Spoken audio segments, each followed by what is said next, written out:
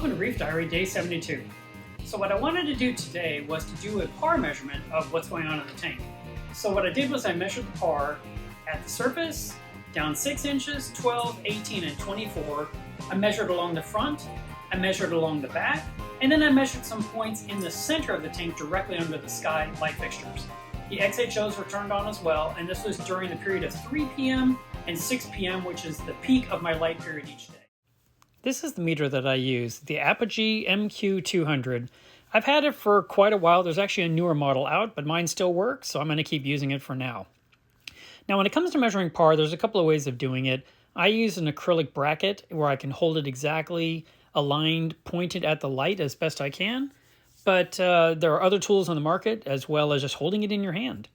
Now, the biggest rule of thumb is to point the sensor toward the light itself. If you just have it pointing straight up and down, the light ricochets off the sensor when we're trying to get a reading. So you want to point it straight at the light source itself from wherever you're located in the tank. Now, I measured along the front and I measured along the back. And then I measured in the center. So when you're looking at these numbers, you have to keep in mind those numbers are near the front glass and near the back glass mostly. And then there are specific measurements of each coral also in this video. I want to thank my friend Ashley, who came to visit today, who decided to agree to help me on measuring this and taking notes as I read off the numbers to her as I worked my way throughout the reef over about a 25-minute period. I should also point out that the flow is on the entire time because that is actually how the light gets into the tank, with flow. This quick little drawing I made shows the sensor directly under each light, the intensity of the par right at the surface, and then just under the water surface. And then I went ahead and I measured the entire tank. So we're going from the left end of the tank all the way across to the right. And this is actually what the tank looks like today. And then there are the peaks and valleys of the aquascape and the center of the tank. So here are the measurements. Again, the ones in the middle are the intensity in the center of the tank, and then the lower numbers are on the front and the back. I just don't want you to be misled, because when you see, oh my God, it's only 200, well, it's 200 on the front, not directly under the light fixture, which is 18 inches into the tank, because this tank is 36 inches front to back.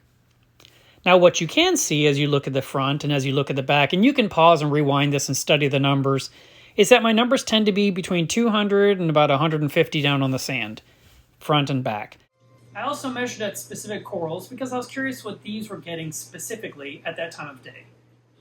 Now, in the mornings, the lighting is going to be less intense, and of course, in the evenings, it's going to be less intense because it ramps up and it ramps down. My high noon is from 3 to 6. Down in the front corner, this chalice is getting 105 par, the branching cephastria 137, the maize coral 140, this chalice gets 145, the acan measures about 170, this is the one in front of the sea bay. The other chalice is 145, the cactus pavona 220, the lithophyllon 190. This other chalice that's been very pale is 175, and the Australian tongue coral 160. The lobo 175 par. The shadowcaster is sitting at 200 par. The homewrecker is at 225. The red dragon's at 260. The sea bay is at 200. The hammer coral is measuring 210. These two Duncans are measuring at 130 and 165 respectively. The blue ridge is at 215. The frammers in the back are at 160. The leather coral's at 190. This orange millie is at 200. This other acro is at 165. The Sin City is measuring 280. It's at the highest point in the tank. The bird's nest measured at 163. The gorgonian in the corner at 85. And my favorite dendros at 135. I do have the ability to turn the lights up to a higher intensity. I just haven't done so yet because I haven't seen the need. If you like this video, please hit like. Also, feel free to comment down below if you have any questions. Thanks for watching, and I'll see you again tomorrow.